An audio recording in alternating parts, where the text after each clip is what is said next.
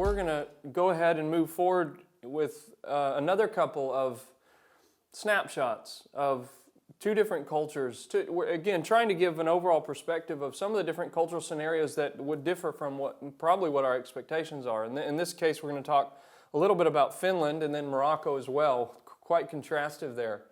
Our purpose, again, just to reiterate, isn't to stereotype the individuals within those cultures, but we want to look at the common threads in each one in these areas that we've defined and described to see some of the solutions to the ways that people deal with problems that they have and the ways that they interact with one another.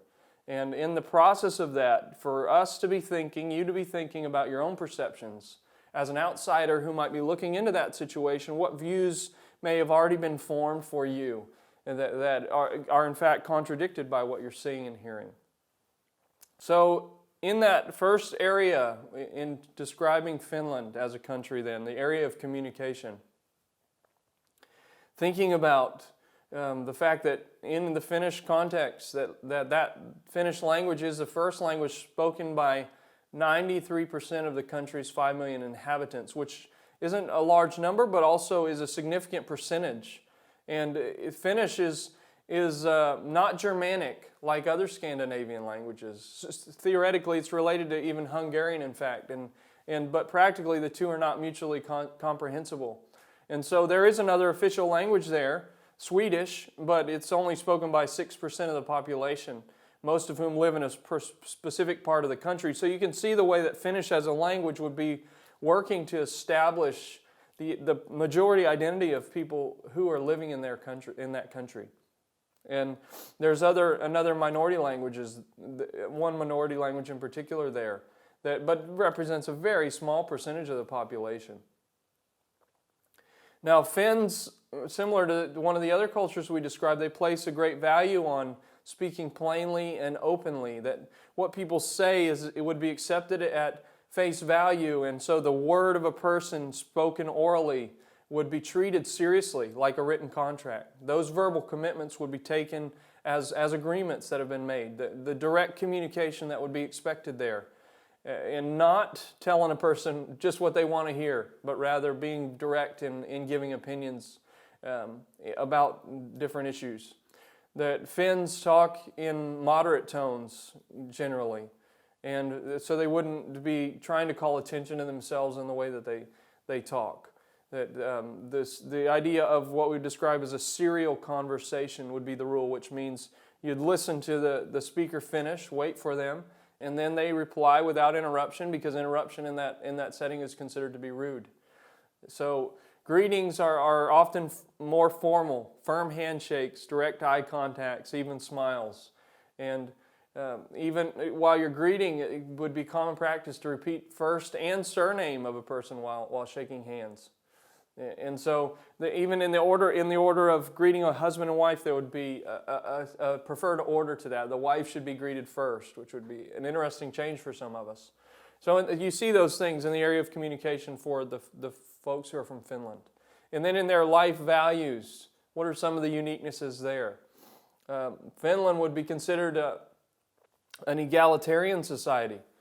And so that egalitarianism would be reflected in the language that's used. Gender-neutral words, for example, that equality represented across the board. That there's a modestness, by and large, that downplays an individual's accomplishments, because humility would be viewed as, and modesty would be viewed as virtues. And so the Finns, believing that in social situations there is a proper way to act, and there's a courteous behavior to be demonstrated in any given situation. That, as you could imagine, in terms of life values, that honesty and dependability are characteristics that would be held in very high regard.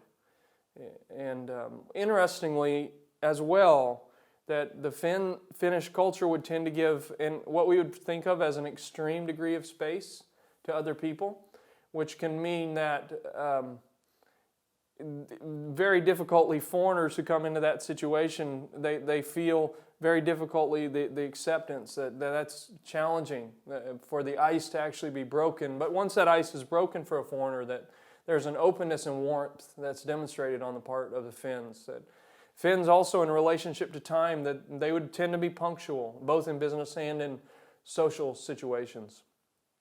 Another value manifest for example, in dining etiquette, that a visitor would wait to be told where to sit, that table manners appear very specifically worked out, and where hands and arms are rested on the table, and kinds of food that are eaten in certain kinds of ways with the hands or with utensils. And men, for example, would keep their jackets on at a meal unless the host leads the way by removing his.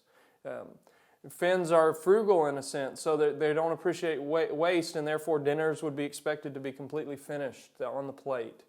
And there's a way in which the knife and fork would even be placed after the dinner is over to indicate completion of a meal.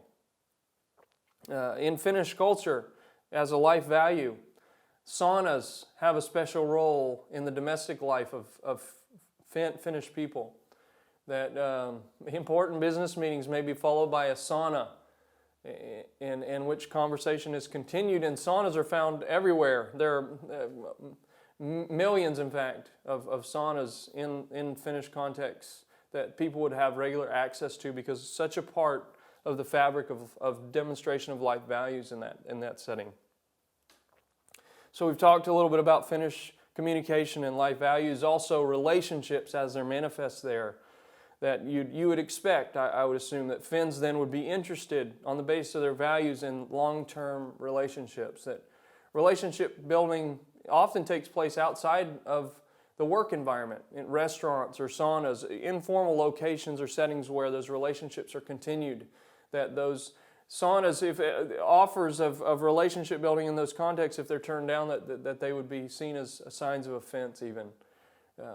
With regard to relationship, a century ago, most of the people in the country lived in the countryside itself, and so families would have had lots of children, grandparents present, participating in caring for the family. Even 50 years ago, the Finnish families were quite large, and so that family unit or structure was very significant in Finnish culture in the past. But nowadays, a typical family consists of maybe a married mother and father and 2 children.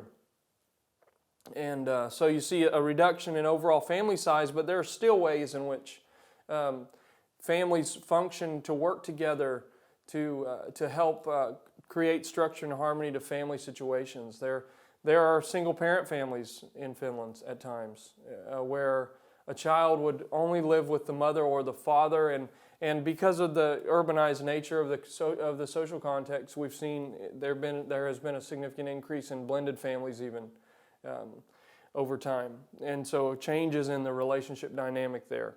And then fourthly, in the area of identity, we've seen and heard the description of 93% of the people being Finnish and speaking a single language, and then various other ethnic groups that make up very small percentages actually of the context, including in the religious identities of the people there.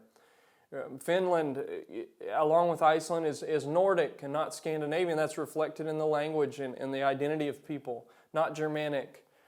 Some of the social values are the same, but there are differences with the Scandinavians. And so we begin to see ways in which identity develops and is defined in accordance with the ethnic roots that people have come from in the country of Finland.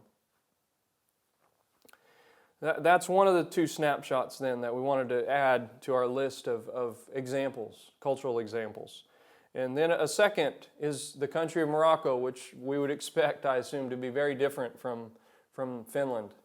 If we think about the communication in Morocco, what you would probably expect is that there is Arabic spoken there, in fact, classical Arabic in this case. And the classical Arabic is the official language there, that the country's very distinctively Arabic and has a distinctive dialect that's spoken in the country. About 10 million Moroccans also, though, living in rural areas, speak Berber, which is a different language that exists in a variety of dialects there. So You begin to think through what it takes to communicate in a country where multiple languages are spoken and multiple identities are established through those languages. Also, French is an unofficial third language in Morocco, but it's taught universally and still is the language of commerce and economics there. It's used widely in education and government. And so again, you could see the way that communication form would impact people's identities. There are some in the northern part of the country, envisioning the connection with Spain there, that would speak Spanish even. English, very little spoken, but it is rapidly becoming a foreign language of choice among educated youth. And English now being taught in public schools there, which is interesting to think about from the fourth grade on. Now, as we think about communication and interpersonal interaction, we think of Moroccans as people that take time to greet each other and talk about families, friends, and general topics, that there is a handshake between people of the same sex, but because of the Arabic identity there are some differences in relationship to gender. Handshakes may be felt as somewhat weaker than those that we would experience in the West. Once a relationship there has been established, it's common to kiss on both cheeks, starting with the left cheek, and while shaking hands, men with men and women with women. So you see that, again, that gender division there. That in the greetings between men and women, the woman must first extend her hand, and if she doesn't, then the man bows his head in greeting. Now, as we think about communication in social function and social situations, we see ways in which younger and older people, there's a protocol in the way that greetings are done if there's a group of people in a room, and a way that leave-taking is accomplished as well, as people are engaged in a setting where there are multiple people, parties in a room. Now, we would think of, some of us would see the Moroccan culture and note that they're much less confrontational, that many would agree rather than cause the loss of face. In economic or commerce or exchange situations, there would be haggling, and very seldom would an offer that has been made be final, that there would be opportunity for continued haggling or discussion or negotiation. Decisions there would be made slowly by and large, that the process of making a decision is just as important as the outcome of it. And so rushing into a decision would be interpreted as an insult. That there's a forcefulness and deliberateness to the way that negotiations are played out in that society. The Moroccan society in terms of communication is bureaucratic. Decisions have several layers to them and may require what some of us would perceive as a sense of inefficiency and the time needed to accomplish tasks there. So again, the area of communication in Morocco. And then also thinking about some of the life values represented there that are unique to certain of our cultural contexts. For example, the concept of shame, which is very significant to the Moroccans, that people's most cherished possession is their honor and their dignity. And that reflects not only on them personally, but also on the members of their family, their extended family. And so Moroccans will go out of their way to preserve that personal honor, that people know when they've behaved appropriately or inappropriately in that sense of honor. The sense of self-worth as a value is externally focused. And so the way people are seen by others is significant. If someone's shamed, they could be ostracized by the society, or even worse, by their own family unit. And so in order to avoid that shame, Moroccans have the public persona or posture that helps them to look good and helps them to avoid awkwardness and embarrassment. That, as you can imagine then, the public appearance of another person is significant. And so people present themselves well, they dress well in accordance with the way that they would be perceived.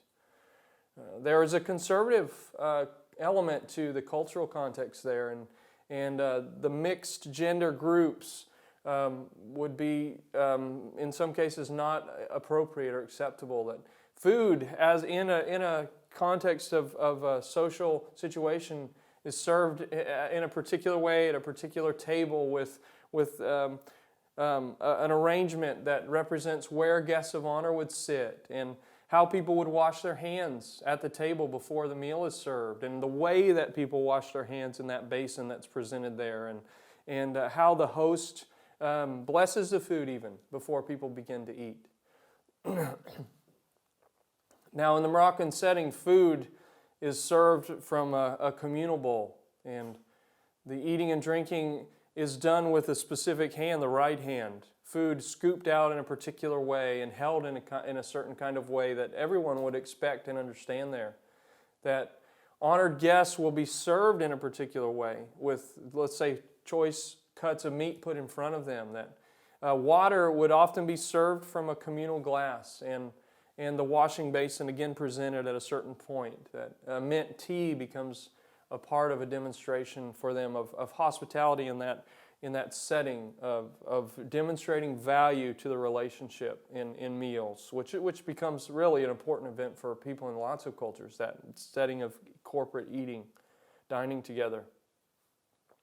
So communication, life values for Moroccans, and we also think about relationships. We've alluded to the fact that the family is a significant unit there, and that the family plays an important role in social relationships, that the rights or the needs of an individual are subordinated to that group. What we would think of as nepotism, which is the favoritism shown in family with family members between one another, is actually viewed positively, because it indicates that you're showing patronage or homage to your own family, that you're prioritizing your family. Yeah, the family doesn't just consist of the nuclear family, but also that extended family. The elder ones in the family unit are respected and revered, and they have a lot of influence on the way the family functions. Now, Moroccans would also, like others, prefer to do business with people they know and respect. They spend a lot of time cultivating the personal relationships before business would be conducted. Who you know is more important than what you know. So that social network that cultivates a number of contacts, it would assist you in working your way through what could be described as a serpentine bureaucracy in that setting in Morocco. And then finally, the area of identity in relationship to the Moroccan people. That Arab Berber identity making up over 99% of the population. So imagine the strength of that identity in that context. Islam as a religious system, as a marker of identity, is practiced by the vast majority of Moroccans. And that system, that way of thinking governs their personal, political, economic, legal lives. That Islam emanated from what we think of today as Saudi Arabia. And so there are obligations that are markers of identity commonly held, of prayer, the 5-time-a-day prayer, the exact times even listed in the local newspaper. Friday is the Muslim holy day, and so everything would be expected to be closed. Many people would acknowledge and know that. Some companies even close on Thursday, making the weekend itself Thursday and Friday rather than Saturday and Sunday that some of us would expect. They would celebrate the holy month of Ramadan, similar to other Muslims, with limitations, restrictions, and what can be eaten, what can be done, how fasting would look. Each night at sunset in the Ramadan scenario, the families would gather together to break fast. And so the regular cycle of Muslim expectation for Ramadan would be observed. In fact, in Ramadan, many businesses would operate on what we would think of as a reduced schedule to acknowledge that. And so there would be a slowing down of life and pace there. Shops open and closed at unusual times, and people would know that because of that Muslim or Islamic marker of identity in that setting. So again, just 2 more examples then for us of how we apply our areas of cultural thread to a country situation, just simply an introduction like Morocco or like Finland, to give us ideas of the differences that we might expect to encounter.